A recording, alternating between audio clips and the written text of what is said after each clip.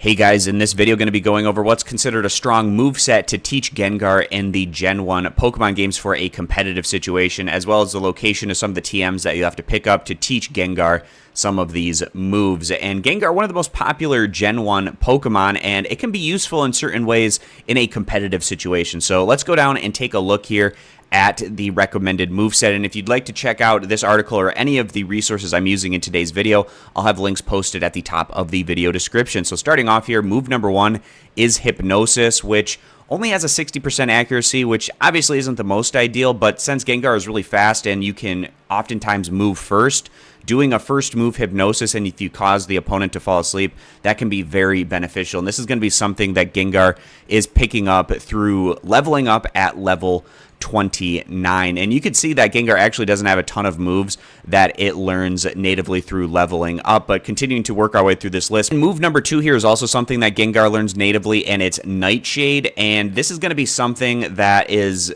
going to have damage based on the user's level. So if you're going against a level 100, for instance, it's going to have a power of 100. And Nightshade, you can see here, is learned natively by Gengar. And then move number 3 here is Thunderbolt. This is going to be a TM that you have to teach Gengar. If we go over to our list of TMs, we can see that Thunderbolt's going to be TM 24, and it's a prize for defeating Lieutenant Surge, who is the 3rd gym leader. So that's where you're going to pick up that particular TM. Thunderbolt is just a really great move because it has a 10% chance to paralyze. It's 100% accurate. It's a strong move, and since Gengar has pretty high special attack, it can be taken advantage in that way. And then move number 4, there's an option here, in my opinion. You can go with Explosion if you want to, but I also think Confuse Ray is something that's worth considering putting into Gengar's moveset, especially in your team if you have a Pokemon that's able to deal out the ability to paralyze the opponent's Pokemon.